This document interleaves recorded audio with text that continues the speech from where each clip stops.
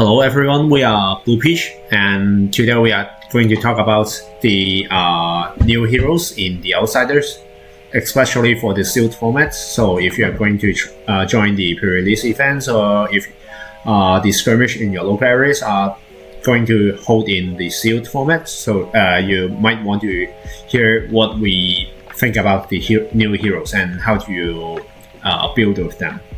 So, Alan, can you talk about the assassins first? Okay, so we have two assassins in this set, which is Usury and Arcany. I'll talk about Usury first. I think she is a typical deck to be around because her ability reset once per turn attack reaction to banish a card from your hand face down, and then you can turn a banish card face up, and then if it's attachment with cost 2 or less, put target attacking card with step from the active chain link to the bottom, and then put the banish card to the chain link. So, which means this deck is hard to utilize with her forehand, and I think the best way to play this hero is block through and then take a stiff card and then just use her ability to switch for a stronger attack action. And talking about her ability, which means you have to pick a lot of self card, and to maximize her ability, you need to also pick a lot of 2 cost or 1 cost card. So which means we don't have to have a heavy ratio, and we should have, because all color the self card do the same, so we can use more blue self card instead of red. And talking about the key card in Usury, I think is the Isolate and the Sneak Attack. Isolate is the card also has Dominate, which means her ability can only block 1 card, he can block more, because Isolate has Dominate. And Sneak Attack is a 2 for 7 with her ability, which is very on-rate and very good. And the key combo of this hero, I think, is you play a slave card and then you just switch to a good hit effect or a good attack ratio card, such as the generic attack to size or death touch or the sneak attack I top people. So talking about another assassin, Arcany, which is the most exciting hero for me, and I think he is a very aggressive Argo hero, and it is because his ability is very simple, which is that your first attack with step each turn has 4 again, which means you can highly pick a lot of step cards to give it 4 again. And maybe I think you may have a chance to build like a Cheerios Arcany. If you have played a while, you know there's a type that is a Cheerios dryer. I think it maybe also work in this block format. And as I talked before, this is a very aggressive Argo deck, so you have to pick a lot of red cards instead of blue.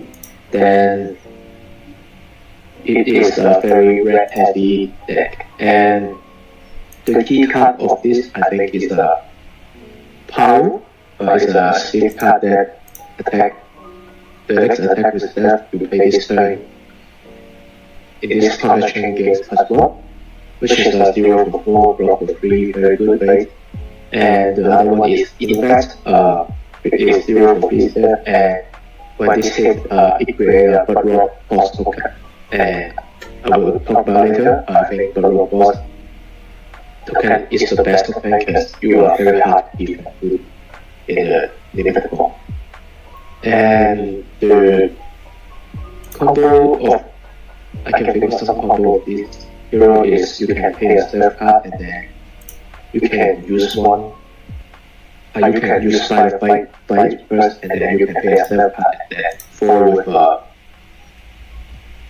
follow the attack reaction, the B type of spike with overall spread with variety and spread with interior, then you can maximize your resource. So I think this is the whole assessment for now, and I will pass to Ninja then. Okay, thank you, Alan. So maybe Pudding, can you talk about the ninjas?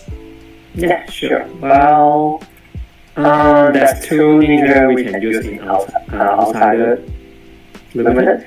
First, I want to talk about Benji first.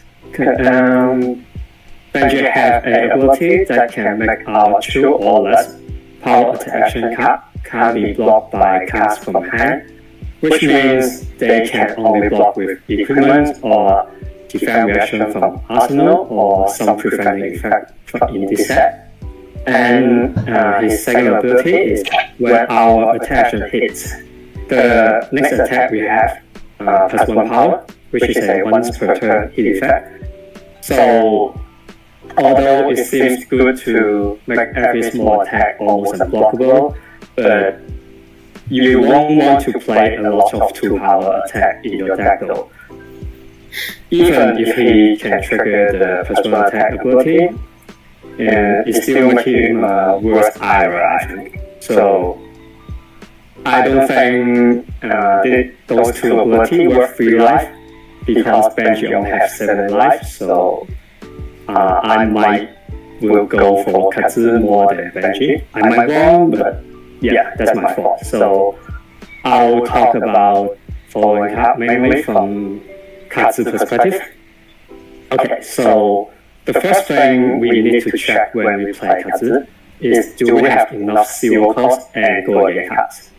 Why zero cost is so important to us? Because we need that to swing our Kotachi for max value and discard from Katsu ability. For those viewer who doesn't really familiar with our own ninja, Katsu ability says when our first attack action hits this turn, we can discard a zero cost card and search for our deck for a card that have combo keywords on it, and you may play this turn. It seems not a big deal, but all of our combo cards, if we can do the combo, it has much value than just a normal card. So we will always want to swing our Kotachi and utilize our hero's ability as much as possible. So I will try to play almost all the zero cost we have and try to have around 10 zero cost blue cards. It's okay to have extra blue in this deck because we can always just use it to swing our Kotachi. If we don't have that much zero cost blue, it's fine to just use yellow, because mainly different is just 1 Kotachi less and 1 damage less, so it's fine. Our game plan is to play a go again card first and holding a zero cost red card. And if our attack hits, so we can trigger our hero's ability and try to do some combos, which we can set up some big turn. If not, we can still play the zero cost card or just arsenal. So that's why our zero cost is so important. And in this set, there's a couple of cards that fits our game plan pretty well. You might want to include them if you open it, like Below Water, Head Trap, Shooting Strike, Twin Twister, the Spinning Wheel Kick, Her from the Assassin Ninja Dual Class card, and Weapon Rebels from our generic reprints. You might notice them, they all have Go Again, which all we need in this deck. Also, any zero cost attack or non-attack is also great too, even if they didn't have Go Again, because we need that zero cost to discard. Okay, so I want to especially talk about the Descending Gust Wave and the Bounce of Ancestry. Those 2 cards are the best combo we have. They can easily do 10 plus power even you didn't start with Shooting Strike. So if you open them, make sure you put those in your deck. And one very important thing you want to keep in mind when you play this Katsu is please remember what and how many combo cards you have in your deck when you're trying to use his ability. Because you never want to discard a 0-cost card and realize you don't have that card in your deck because you block it or you play it earlier. So I think that's the point if you want to play Katsu in Seal, and maybe we can move on to Rangers part. Yeah, sure. So I'm Jack, and I will talk about the Rangers. So in this set, we have two Rangers. One is the returning old hero Azalea, and the new Ranger Riptide. So I will talk about the old returning hero Azalea first. I think Azalea is got some great tools from this set, and I think she is quite strong in the Shield format. And for those who are not familiar with her ability, Azalea's ability is kind of you put a card from your arsenal into your bottom of your deck, and then you put the top of your library in face up into your arsenal. And if it's an arrow, you gain dominate for that card. And I think a good Azalea deck will consist of some non-attack actions to buff her arrows or other attacks, and then some good and annoying arrows, such as the Infecting Shot. I think this is the most powerful arrow for common, of course, in this set.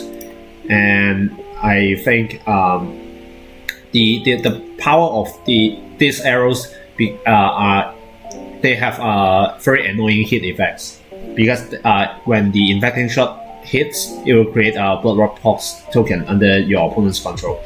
So these arrows, even you do not utilize Azalea's ability to make it dominate, you still force your opponents to block. And especially if you combine with other non-attack actions, such as the Lace, maybe a Lace with Blood Rot or other Lace with Frailty, and especially with the Lace with Blood Rot, you if you hit, you basically create 2 Blood Rot pots. So basically your opponents must block this arrow, because it's attacking for 8 and create 2 tokens, and that costs 4 life also. So I think the game plan of Azalea will be you try to make use of some key cards to try to set up a big dominate turn, and even if your opponents try to block and they still lose a lot of health and have some tokens which stops their aggression, and then you gain a very big upper hand from that turn, and then you try to seal the game with another big dominate attack. So I'll try to list some of the great cards for Azalea. The most important non-attack actions, I would say, is the common card, which is the Scout. Let's see, the Scout is this one. Because Scout has ability to look at the top card of target hero's deck. So you can try to manipulate Azalea's ability by this looking at the top card, and if it's an arrow, you can activate your ability and put the top arrow into your arsenal and make it dominate. So with the plus 3 attack and the on hit effects with the arrow, you can set up a very big turn. And even if you can go bigger, you can try to combine it with the toxicity, which is the next ranger attack on hit will your opponents will lose 5 to 3 health, and it will become a very horrible turn for your opponents. And I will say the best attack actions, I won't say it's an arrow, but it's the generic attack action, because Seek Horizon can combine with Azalea's ability to let you put an arrow from your hand into your top of library, and then you this card gains go again, so it's a 0 for 4 go again, and then you activate Azalea's ability to make the arrow you just put on the top to replace the one in your arsenal, and then it gains dominates. So it will be a 2 attack turn with 1 big dominates attack. So I think some other key cards I would say will be the Falcon Wing, because it's the only arrow that has go again with it. And then some useful card will be Spire Sniping and the 3 very iconic arrows, because each of these shots will create a token of this set. And I think another good card to be mentioned is the Widowmaker, because if you combine with Azalea's ability and dominates with the Widowmaker, usually it will be defended by less than 2 cards, so it will have the +3 attack on herself. So it's a very good card and it stops the defense reactions, but it needs to combine with Azalea's ability to have the maximum value. So you might want to pitch stack it on the earlier turns, because you cannot guarantee Azalea's ability. One very important generic equipment I would say is the the Wayfinder's cap. Let's see, Wayfinder. Just 1 second. Oops. I will search for it.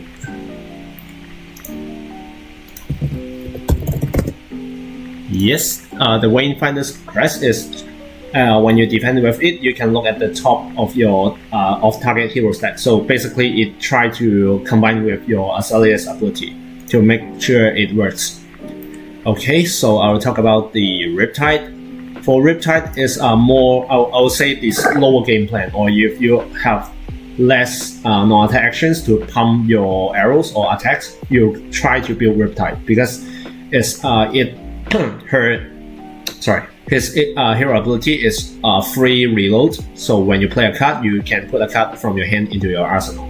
So you basically skip the bow activation to fire an arrow, because you can just play maybe a Rebel, and then you put an arrow into your arsenal, and then you can fire the arrow immediately. So I think it's a slower game plan. You try to block with 1 card or 2 cards.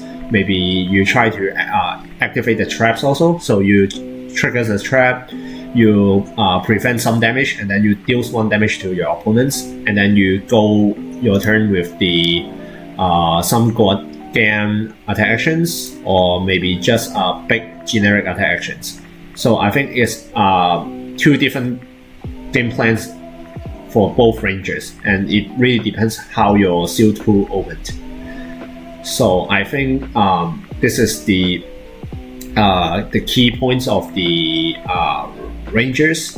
And for the previous heroes like Benji, maybe I would say it also depends the pool you open. So if you have less red attack actions and you want to play ninjas instead of others, you might want to go Benji, because the blue or the yellows might have 2 or 1 attack power. So you can try to combine with Benji's ability. So you attack with the 2 or 1 attack power cards, and then you hit and you gain the +1 for your big attack. And it's I think the Benji will suit this building method more. So do you guys have any other points to share or other notes for the players who are trying to try these new heroes? Yeah, just reminder that you can switch your heroes between rounds. In non-sanction event. If you feel like maybe if you feel your deck may not be suitable at that time, then you can switch to the other. Yeah. Just make sure you don't just make sure you build the decks on time and try to try more different heroes if you are not going to. If you have lost 1 or 2 rounds already, you might want to try more heroes as more as you can, so you can get a feel of what how they are played, and maybe you can find the heroes suit you more for the next event or the other games. So I think our video will end here, and if you have any other questions or you want to discuss the new heroes with us, or you have a very good build that you tried in your pre-release events or the sealed pool, you can share with us in the comments, and we'll try to reply and discuss with you. Or you can find us in the Discord also. Alright, so thank you for everyone, and have a good pre-release event.